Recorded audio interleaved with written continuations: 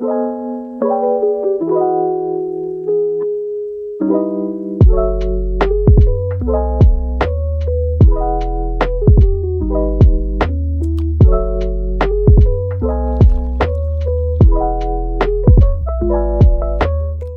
of Chillzone by Resilience Esports powered by Lenovo India.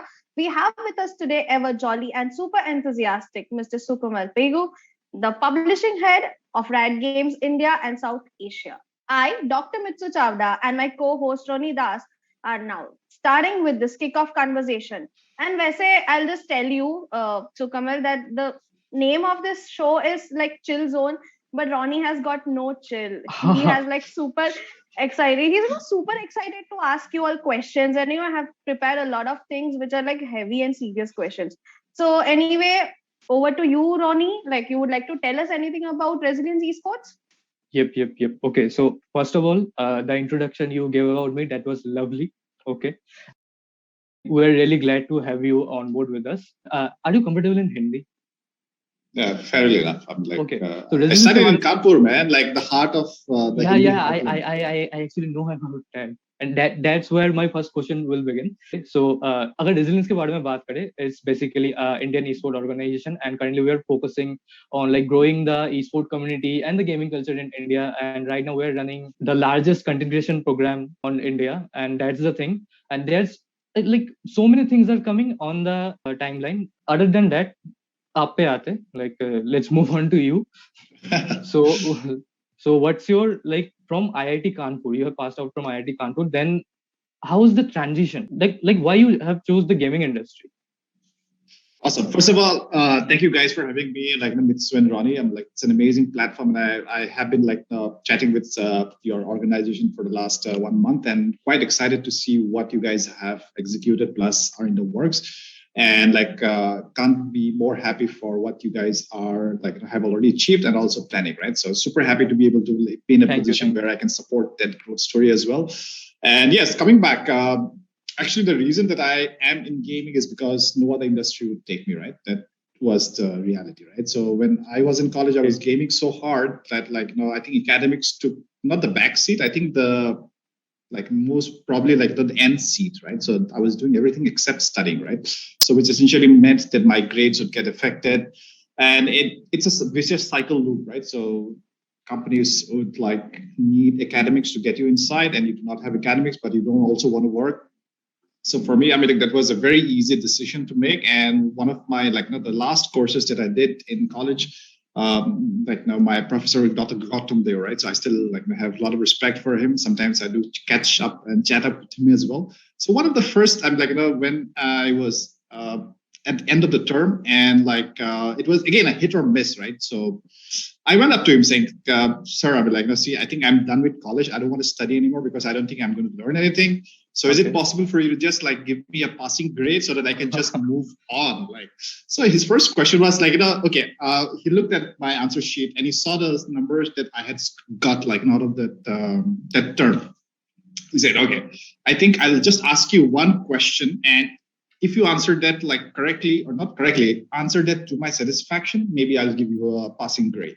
It's like, all right, okay, sorry, is it out of syllabus or in syllabus? It's like, no, it can be anything. So he said, okay, so the course was thermodynamics, right? So he said, like, what do you want to do with life? I said, like, I had to make up things on the yeah, actually, I'm like, what are you going to do with life, sir? And I just made up a story. It's like, I play a lot of games, and my ambition in life is because of the fact that because of gaming, I had to overstay in college. I'm going to do something in gaming and get like an ROI out of it. Essentially saying that like I'm going to make something out of some like gaming, which was like the reason why I was staying more than what I needed to in college. He said, like, okay, so when it comes to thermodynamics, how do you think this is going to help you in your gaming career, right? Then, oh my goodness, that was something which I never thought about it, right? And I was like, what is thermodynamics? I had to go back to thinking of connection. And thermodynamics is basically like, to do with energy transfer, like anything to do with energy with in equilibrium states. And I had to come up with the most like innovative answer. And my answer was very simple, sir. I'm like, in games, we have to design environments which are very true to what the real world environment is. And with my understanding of thermodynamics, if I do get into this industry, I'm going to build games which is going to replicate the real life simulation. So if something is hot, whoever touches it is going to be hot. And if I have to give this experience back to my gamers, they have to be really authentic, right? And this is why I think thermodynamics is an essential part of what I'm going to do in gaming. He looked at me for 30 seconds without saying anything. And after that, he started laughing so hard. And he said, you know what? I don't know what you're saying, but I'm sure that you will find enough people who will buy what you're selling. So yeah, I think it's best for both of us that I give you a passing grade and you get out of college and you pursue whatever career that you have just mentioned, right? And please don't mention it to anybody that you did a thermodynamics course under me. So I said okay, I'm going to do that. So for a lot of years, I did not say this, but now on a public platform, I can clearly say that I did my thermodynamics course under Professor Gautam Deo. I know she like it.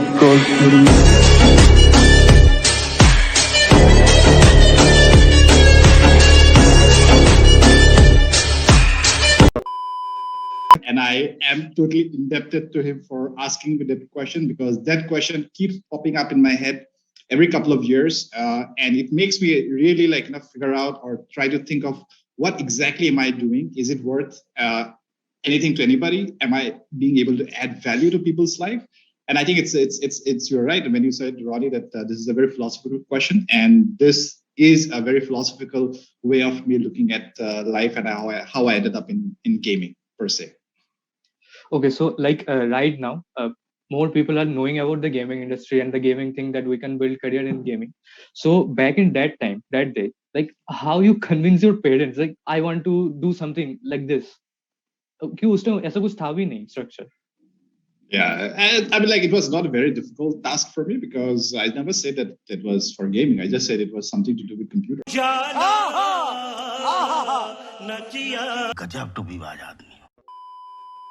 That's it, right? It is an industry at the end of the day, right? Just like Hollywood, just like music, if you want to be a consultant or a banker, investment banker, for example, right? People are coming up. We have content creators, people who are aspiring to be professional athletes. And so that conversation, I think, is important to have. And I think it's for parents to educate themselves on what this industry is about, what are the opportunities for their children, both in terms of career as well as in terms of, let's say, how can this be more beneficial? So I think it's an ongoing conversation. There is no right, wrong, or final answer to that. I think it's going to keep on evolving. Okay, so you are the publishing head of Riot South Asia. So how's your daily schedule look like? Daily schedule. All right, two parts, right? First of all is the weekdays, and the second part is the weekends. So, all right. So weekdays, I have to get up really early in the morning, because I think the kids have to be put to school, right? So waking up really early, putting them to making them go do their morning rituals of getting ready for school. And after they go to school, it's taking one more hour of nap again. I mean, that's something which is very essential. And after that, one thing that I really do in the morning is to basically look at, because like I said, one of the things that I personally do is to be very aware of how our player sentiment is, right? So that's the most important thing as a publisher, right? We need to know how our players are perceiving our game, what are the things they are talking about, what are the things they like, what are the things they don't like.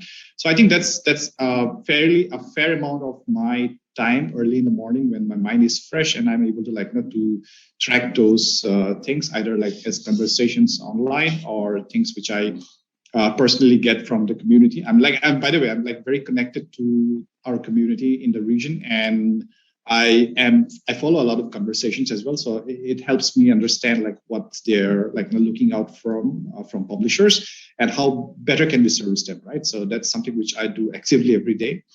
And the rest of the day is primarily like any office goer. I come to the office, catch up for coffee with my colleagues, check on emails, go for meetings, and also talk to the industry like you guys are doing right now. And of course, one key thing that I do try to focus on is my health. So making sure that some of my early morning workouts, like push-ups and pull-ups, and make sure that I have mobility, take care of what I eat, and because these are things which I think it's very easy to slip, right? When you have such an active active day, then you do not pay focus on your health. So that's what I try to do. Try to make sure that I hydrate myself as much as possible and go to bed early. And as far as weekend is concerned, no screen time. The family takes over. My kids are still very young. So I make sure that I spend a lot of time with them, and we do play a lot of board games, right, with my children, right? So as a family, we play a lot of board games, and it helps me also go back to the basics, right, where you cannot delete a step, where everything you make has real consequences, right? So I think that organic feel of a game is very important, and sometimes it helps me connect to some of the things that internally that I do as well, and it's amazing. I'm happy that I'm being able to be part of a journey of two very young children and see them develop, and it's amazing experience for me. So that's pretty much how my days, be it a weekday or a weekend, feel like. So can you mention which kind of board games do you play with your kids? With my kings, we play a lot of bird bingo, right? And of course, the traditional Ludo and Carom is on the roster as well. We play a lot of Ludo and Carom. And Ludo, I think they beat me a lot, simply because they invent their own rules. Okay, so they get a 1 and they go 6, right? So that's that, you're gone. It's like, okay. So I end up losing a lot in Ludo. Same with snakes and ladders. So it's the other way around. So if they find a snake, they just go up instead of coming down. For them, it's hey, it's a snake. I'm climbing on the snake. So it's super fun. Just the fact that you can break rules and you can invent a lot of, design your own rules. You do not have to comply to everything. So if something is not working out for you, something is not fun, find a way to solve it. Find a way to make it work for you. So these are some things which we play a lot. And yeah, super fun to be able to just spend some time and watch them grow every day, surprise you. I think gaming is a great way for us to bond. I'm not talking about playing computer games, but gaming overall, right? And physical sports as well. So we do play a lot of soccer as well. And slowly, hopefully, one day we'll play FIFA when I'm not able to play physical sports anymore. Then we'll move to the digital sports. Okay, so अगर आप gaming में नहीं होते, after passing out from IIT, if you decided कुछ और करना है, तो वो क्या चीज होता? पहले से अगर कुछ plan out ऐसा होता? If things had not worked out, if I had not gotten into gaming, probably I would be living in my parents' house, probably playing more games, probably just working at their farm, and probably just that would have been pretty much my life. I think that's how I would say. I really not a very, how do I say, some people are very focused about the career, so they know exactly what they're going to do 5 years, 10 years down the lane. Certain things they want to achieve, right? I had no such plans. Like I said, everything just fell into my lap. So in that way, touch wood, I've been quite lucky from the perspective. So the only answer that I can see for myself, if I had not got into gaming, I would have probably ended up living with my parents back in Assam, just growing vegetables and rice, maybe. Okay. Nothing much that I can being an engineer dropout myself, I can totally feel you. And I think I'm still lazy at some point of time. But then again, now you are publishing head of Riot Games, India and South Asia. So I want to know vision of Riot Games in India. As we all know, we have, in Valorant, we have dedicated server to India, in Mumbai. And I'd really like to know, how does Riot Games see India as a potential territory of growth when new gamers are increasing on daily basis? Yeah, that's a fantastic question, right? So that is in line. That is one thing I can tell you with surety that was part of the plan, right? Although I cannot say the same thing about my career choices, but the growth that we are seeing, especially when it comes to India and Riot, I think it's all part of the plan that was laid 3 years back. And the idea was very simple, right? So when I came on board with Riot, the goal was how do we make sure that we are able to win this region, and of course with our own portfolio of titles, right? So at that point of time, we were just known for League of Legends. We did not have any more titles, but then we looked at the portfolio and we did our player research. We understood the needs of the region and what will work and how can we make it work, right? And it all was part of that plan, right? So Valorant was part of the plan, and that's the reason why you saw that Valorant was the first game that dropped from Riot Games with a full, let's say, support system built around it from our portfolio of games, right? And the next set of titles which are going to be mobile focused are also coming on. It's also part of the plan. And for us, it's very simple, right? We look at India as probably one of the biggest markets that we will have and operate in the next 5 years. And that's not a joke, right? We're not talking about, let's say, one of the big markets. We are saying we look at India as one of the biggest markets that we will service in the next 5 years. And we are doing this very seriously, right? We know that we have one shot to do things well in India. And instead of coming in doing a lot of things which are either not working or maybe are not connecting the way that gamers would like to. So it's better to be slow and steady and deliver the things one by one, which really make a lot of value, rather than dropping everything and experimenting which works, what doesn't work, right? So we have a very clear strategy and focus of how we want to approach this market. This market is super critical for us for the next 5 years. We definitely see this becoming one of our biggest markets, and we have a big responsibility because at the end of the day, it's a set of a 1.3 billion people, with a lot of them are going to be gamers. And it is our responsibility to not just bring the right product to this market, but also service this market the way that players expect Riot Games to to service and publish the games here, right? So we will unlock a lot of things. We will do it super carefully, super slowly, so that nobody has a bad experience as much as possible. And we have a big responsibility. And I really hope that the community and the ecosystem supports us in our journey, because we look at everybody as partners, and we definitely believe that we can make the India story shine even more. Definitely. Wow. So, that was you can. Yeah, that was wow. And especially when you said that you want India to shine out, spoken like a true Indian that's been sitting in Dubai and has been across the world, but still we say na fir bhi dil hai Hindustani types. I really love Absolutely. that. Thank you so much. I think that it comes from from the heart. It has got nothing to do with business or nothing to do with, let's say, how our games are doing it. We just want this India as a story to shine, right? And I think if we are able to contribute little parts of it, I think it makes all of us super happy and proud to be able to give back to what we have taken from from our great country. Okay, so I have prepared a set of question for you. How was Sukamal Pegu as a gamer? And out of nowhere, just a question came in my mind. How often you rage while gaming with friends or something like that? And have you ever broke any PC components like keyboard or mouse while gaming and raging?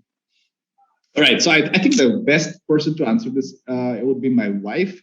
Okay. So she shares I do have the dual personality. One is the cool and calm family person, who's always very careful around the children of what to say, being very good in terms of to talk to when there's a tension that's around in the air to diffuse the whole situation, right? And then she sees me gaming. It's who are you? What is this? And when I play any kind of board game with my wife, I cannot bear to lose. It just makes me super mad, right? And I start blaming and cursing everything and everyone. And my wife is who are you again? What has happened to you? I'm you are not the same person. It's sometimes I believe that you should stop playing games. I said, no, I can't stop playing games, because that is the only outlet for all my dark energy, right? So all the things that I absorb from the world every day, right? The things that are not so negative, but I'm still able to stay positive because I'm able to keep them inside, and I need an outlet. And gaming is an outlet for a lot of the excess energy that I have, and I really love to win. I hate losing, to be honest. And when it comes to let's say breaking things, you know what? I think the desks that we are given back in college and hostels, they were made of iron for a reason, right?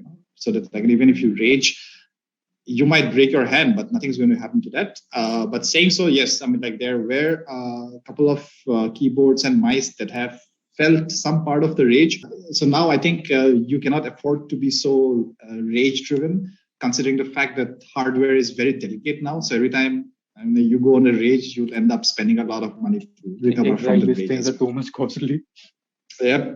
So, like, what was your first game that you have played, like, from childhood? Early 90s, when computers were still a novelty, right? So we were given like computers in school, and we were like introduced to computers by making us play games, right? And Space Invaders was the first game I played. Okay. Of course, we had to share the keyboard between two people. So I was shooting, and my friend was like controlling basically like the on the driver's seat, where he had to like control the movement of the cannon. I'm telling you, I'm like, that was the first game I played, and I still remember the emotion that I felt when I was able to like take down some of the alien ships. It unlocked my like imagination, saying like, I had watched movies, like Star Wars, Star Trek, but this was a whole new world where I was in control, right? All the time when you watch these movies, you felt like, oh my God, if only I was able to do this, right? But now I realized this was a form of entertainment that was so interactive. It was letting me control my destiny. Okay, so you definitely have played so many games, obviously, but that one game, which is your most favorite game till now, and you would love to revisit that game when you have some time. Oh, of course, I visit it all the time, man. Quake 3. I'm like, I still play Okay. online, like, quietly. I don't tell people what name I play with, so that like they can't like trace it back to me. But Quake 3 has definitely been the love of my life in terms of gaming, because of my competitive streak. In college, we used to play a lot of Quake, right? And that was one game that I go back to every time I want to have a experience of, let's say, hey, something familiar, at the same time something that I used to be good at. Now I realize that with age, your reflexes, everything goes down a little bit slower since the last time. But it's still one game that I so thoroughly enjoy playing the game. I'm like, it's more than like 20 years now 20 years, but I still love playing the game. Every once in a month, I do try to play the game, and still feels like it's the same as if like I was playing it in college. And what's your favorite genre in game, like MOBA, FPS, or? Okay, so that's a very good question. So earlier, definitely, I'm like as a shooter, I always used to like love playing shooters. But now with age, I realized that like I need to play genres which reward me for being old, being wise, and being smart and intelligent, right? So it's basically an excuse for saying that I can't play shooters anymore. So I play a lot of card games now. So I definitely like our own Legends of Runeterra, which is one of my favorite card games. And earlier before that, it was Hearthstone. But I think once I started playing Runeterra, this is one game where I believe that is more age appropriate for me, where I believe that my wisdom and my ability to see 5 steps beyond what my opponent is seeing because of my age and experience, I do better. So yes, this is how I justify myself why I like this game so much. Okay, so now Mitsu, you'd like to continue from here? Yeah, like so I just wanted to bring it to your notice in my legal language that you do not look old. So like you need to stop claiming yourself, to be that old, and you can anytime play whatever games you like. You look For me very charming, actually.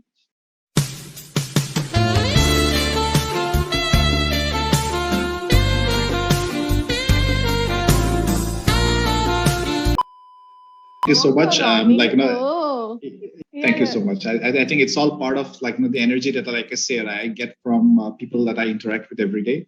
Most days I do interact with people like yourself, which is very super positive, and how do I say it makes me very happy and excited, and it just shows. Right? And there are some days where it's not so pleasant, but today is definitely a very pleasant experience for me, especially because Diman and I have been connecting over the last couple of weeks, and we've been sharing a lot of information to and fro, and I'm quite excited to be here, to be honest. And that's why maybe it's looking in my face as well. It's showing in my face, sorry. Well, yeah, your personality is enigmatic. Like I can't, disagree with you. And yes, Dhiman has been driving force for all of us too. So somehow even we are so positive and energetic just because we are working with him. So yeah, like I have to agree with you. And like being nostalgic about games, I am a big fan of Road Rash. I still love kicking those players when and the police that passes by. So that was one game I can just not forget ever. Right? Absolutely. Yeah. So like you guys were talking about FPS and MOBA games, and also since India is hub of all battle royale games, And most people prefer FPS games in India. Like that is what the stats say. But bolte na mobile games ke ek alag hi nashe hote hain. So like, how do you think Riot Games or you personally will tackle this scenario? Like building similar type of MOBA for like Wild Rift or like some MOBA titles that releases in Indian market? Yeah, that's a fantastic question, right? So first thing is that MOBA as a genre is very underdeveloped and underserviced in our region, right? And it's a known fact. I mean, the amount of MOBA players as compared to people who love to play shooters is like maybe 0.001% of the total set of gamers that we have, right? And I think that is the first ground reality that you have to have as a publisher to understand, okay, where are your core players, right? What are the needs of those core players, right? And us as publishing is to make sure that we are able to grow that community, right? Right now they are, maybe let's say in thousands. The idea is to how do we grow the community who love this genre, give them a platform by which they're able to spread the love. That is the first thing, right? Because unless and until you have people who love to play the game, you are going to just sell games, right? So that is not how Riot Games approach publishing. So for us is to find that core set of people who are going to love your game, work with them, try to bring a bridge between that set of community and people who have not experienced the game so far, right? And in time, they become the people who are the leaders of the genre and are able to take it to a level which will make it like that kind of a big community, which is going to be impactful, right? And this is the approach that we will have for MOBA as well, right? So we have some really good products as far as MOBA is concerned, both on PCA as well as mobile in terms of Wild Rift. And we are very confident that our strategy is very clear. Right? We will go for a very different approach from, let's say, dropping a game like Valorant on mobile, where we know that there's already a huge demand for a genre like that. But for MOBA, we will definitely have a very clear and different strategy, which will be going back and building that base again, right? So we will not look at it as saying, hey, we want this genre to be to have 20 million players in 1 year. That's not the goal. The goal is to find that core set of 1 million players who are going to love playing the game so much that they are able to grow the game on their own, right? And give them all the tools that are needed for them to let's say, not just create content, but also to bring in more friends to play the game, give them more opportunities for people who are good at the game to shine, not just at the local level, but at the national level or even at the international level, right? So unlocking all those opportunities to make sure that the community, which is small and underserviced at this point of time, is going to blossom, right? And this is typically how we will approach publishing. And our approach for MOBA is going to be in that lines of saying, let's look at who is this game built for? Can we find those people who are already playing the game or will most likely play our game? Let's start from there and give them all the opportunities and make sure that they are stars and they are the people who are going to go and spread the love for us. That is typically how we will approach MOBA for India. So I'm sure because we are talking about, MOBA, so I know Ronnie. So I think he might surely have some questions about Wild Rift and Valorant. Actually, he already covered some of my questions, next questions, but still I want to ask you, I really don't know if you can give me an answer of that right now, if possible. When we can expect League of Legends Wild Rift and Valorant Mobile to be released, not the exact date, but at least some kind of soft launch or in a beta test, something like that. Yeah, so for both, these are not PC games, so these are mobile games, right? And like I explained earlier, the two things that are very important is, first of all, is when we launch a game in a region, we want the region to have the full experience. We don't want to do things in parts, right? And the second thing is also the fact that especially for Moba and Wild Rift, is the fact that we need to go very deep and start from scratch, right? So we are at this point of time laying the foundation for those strategies to come into play. And Wild Rift, we do not have we don't have the pressure of saying, hey, this is when the game is launching globally, so we need to launch it on this date, right? So we will definitely make sure that when this game drops, it has everything that the players would like to have from the game, so that now that we have not launched it at the same time as the global launch, So when they launch, when they get the game finally, it should feel that, hey, this game was worth waiting for. And this feels like this game and the publisher is really taking care of what we are looking for, right? So that's the first thing. And for Valorant, yeah, it's a big responsibility now that the PC game has already been delivered. It's doing so well and the community loves it. So the pressure is to deliver on the product side, which is basically to make sure that whatever game that we bring on the mobile, it has to meet everybody's expectations, not just from people who are playing it on the PC, not just for them to feel, because it is a different product, right? So they should not, they should not feel that this game is not core to what Valorant is. Whereas a whole new set of audience is going to experience for the first time, people who do not have a PC or do not play on PC, but have definitely seen their friends play it, and they're like, okay, let's see what this game is all about. You guys have been screaming and shouting about it for the last 1 year, and let me see how does it feel like. So when that person feels it, plays it they should also feel like, hey, this game really feels, now I understand why you guys love the game so much, right?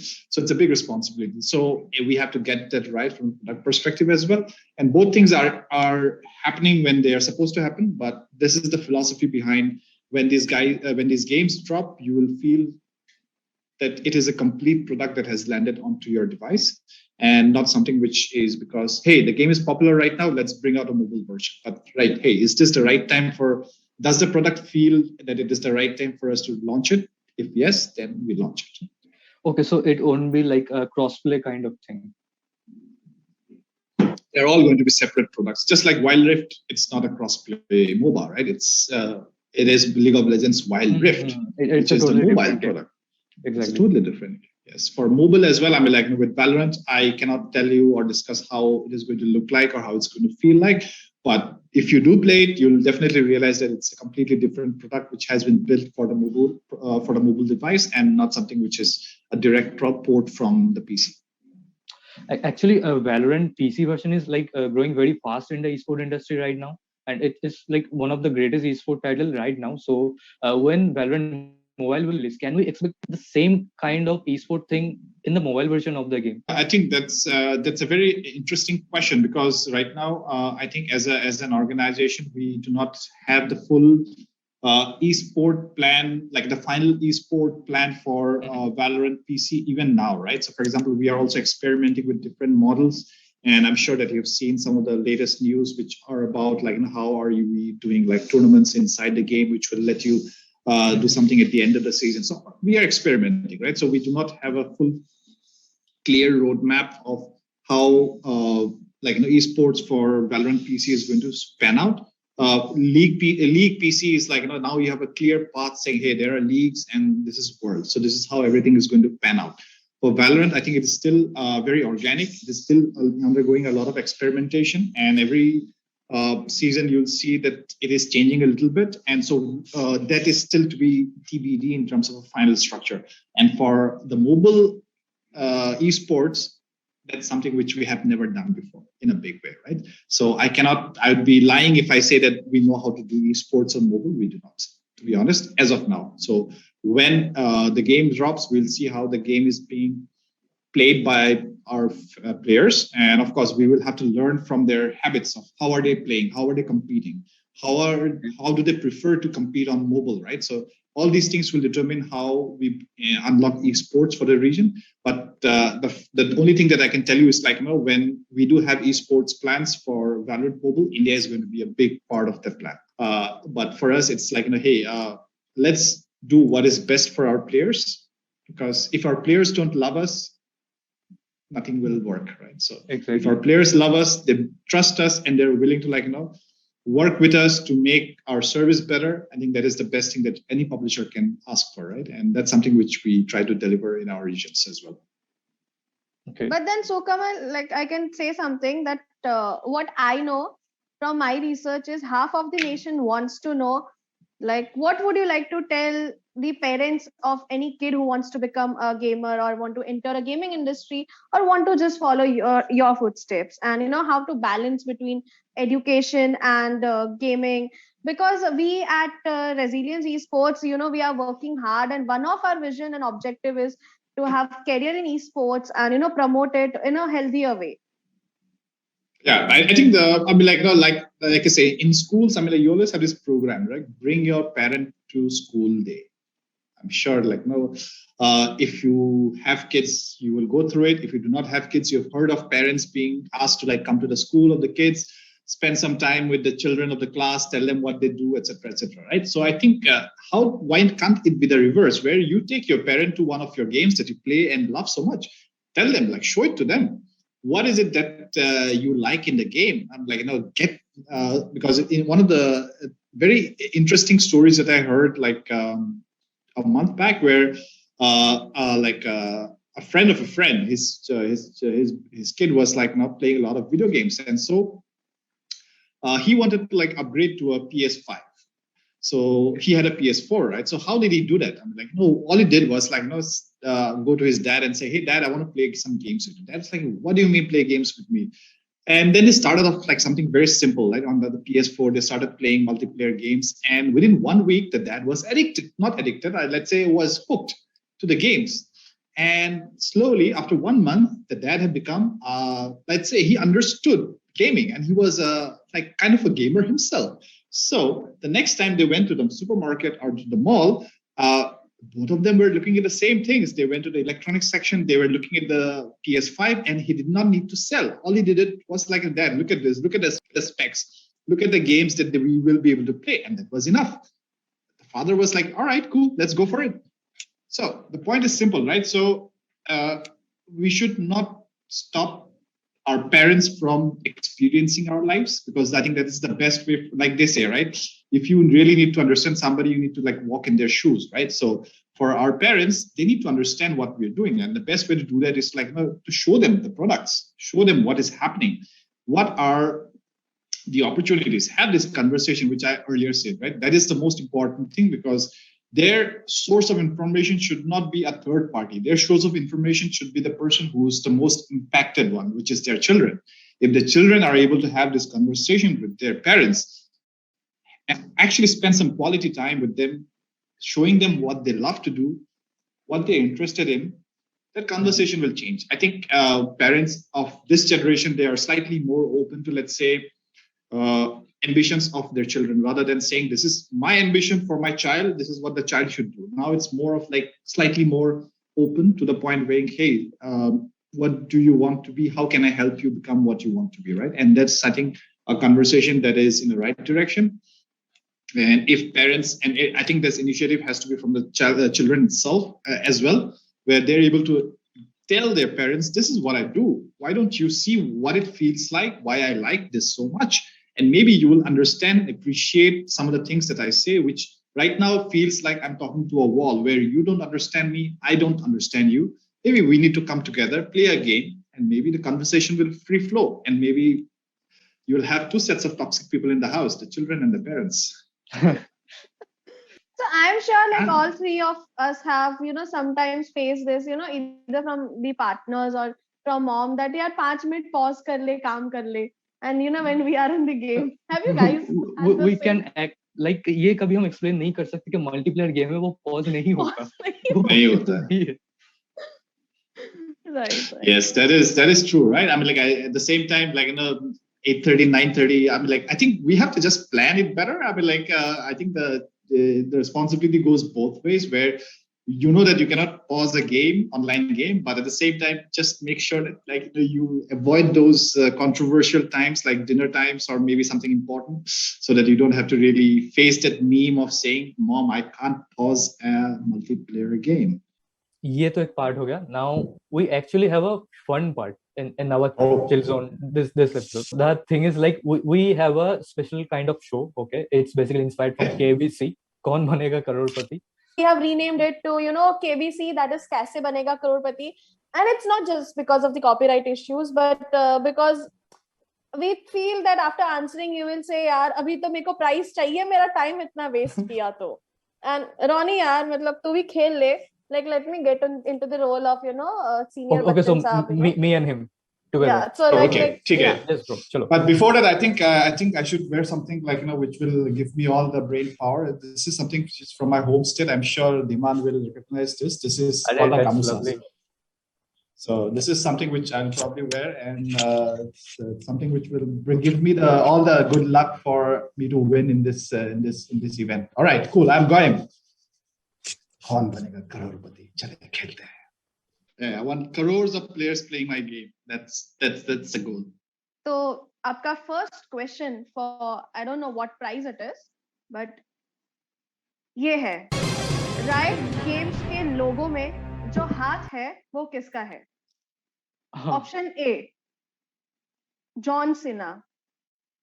Okay. Option B, Hulk. Option C, it is actually a mountain and not a hand. All of the above. I'll go with for me, I think I'll go with the mountain, because that is part of our like a League of Legends, what you call mythology as well. So we have a region called Targon. That's a peak of Targon. So I think I'll go with mountain. Like I like the John Cena part, but do we actually have a kind of story behind the Riot logo? The story behind the Riot logo, well, there is one, but I do not remember the details. So I don't want to start something and say something very incorrect. So I will probably have to go back and look it up as well. It does have a very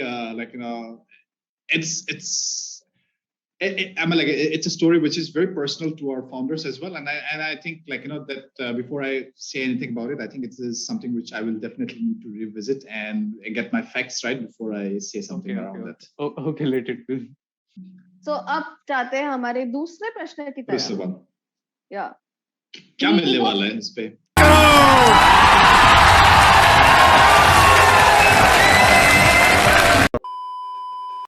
वो हमें नहीं पता. वो seriously director ने नहीं बताया. अच्छा, director ने नहीं बताया. ओके, चलो ठीक है. We'll catch him after the show. Yes. Exactly. League of Legends कब आ रहा है इंडिया में? ऑप्शन नंबर ए, आ चुका है, तुमको पता ही नहीं. Option number B, 31st February 3022. Option number C, आएगा ही नहीं.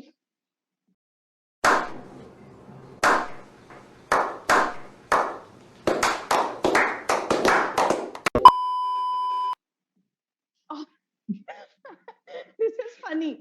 ऑप्शन नंबर डी, मुझे भी नहीं पता. So Ronnie, आप पहले. ये तो मुझे भी नहीं पता. ये तो मुझे भी नहीं पता. So the correct answer is आ चुका है, because it's already available. You can play League of Legends. आराम से खेल सकते हैं. SCA पे मतलब servers पे you can get good pings as well. So I guess I don't guess. The correct answer is it's already there. You just need to go turn on your PC, download the game, log in, and start playing. सही जवाब. और आप जीत गए हैं residence Esports की team के साथ आप ही के ऑफिस में आप ही के खर्चे पर एक कॉफी. बिल्कुल. I mean, यहाँ पे we serve great coffee. We have an Italian machine as well. So I guess you guys will really love our coffee. It sucks. I'm just pretending to drink coffee. There's nothing inside. This is just for those momentary pauses where you need some time to think. Can you show it like this? I can't, because जो मतलब थोड़ा पानी है, मतलब it will fall down. So actually I've just put like Ronaldo, right? So I just put the water in the cup and I'm just. There's absolutely no coffee in this cup. Okay. तो अब हम चलते हैं हमारे तीसरे प्रश्न की तरफ, और इसका जवाब आपको बहुत सोच समझ के देना पड़ेगा.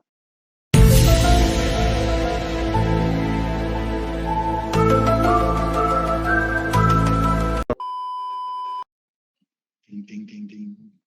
What do pro gamers say after losing a match? Okay. I know that answer. Option number A, भाई इंटरनेट लैग हो गया. ऑप्शन बी, पापा ने फोन छीन लिया. Damn. ऑप्शन 3, टीममेट्स नूब थे यार. Option D, none of the above.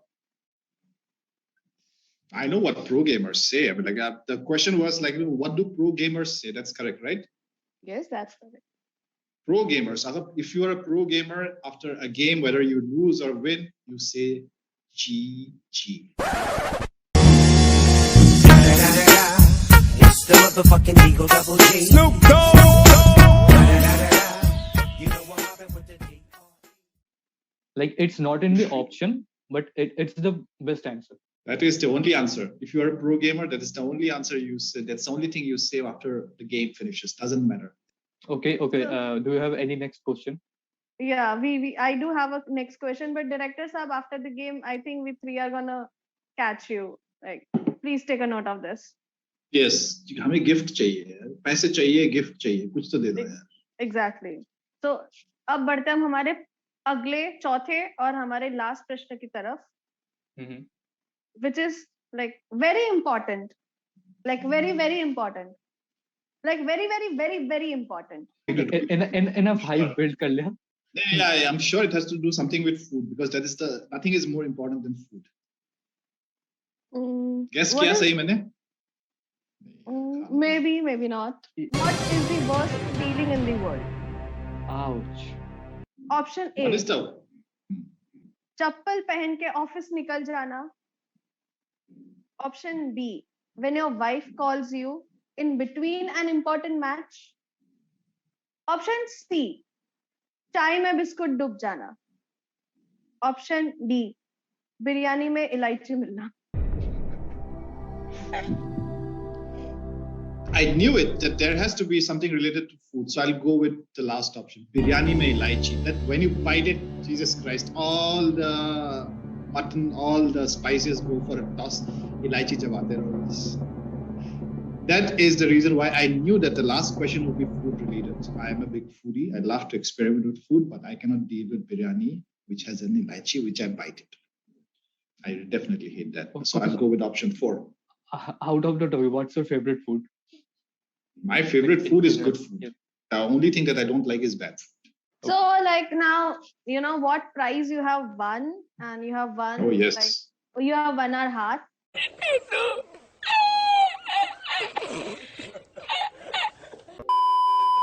You know, that's the best thing. That is, I think that is priceless.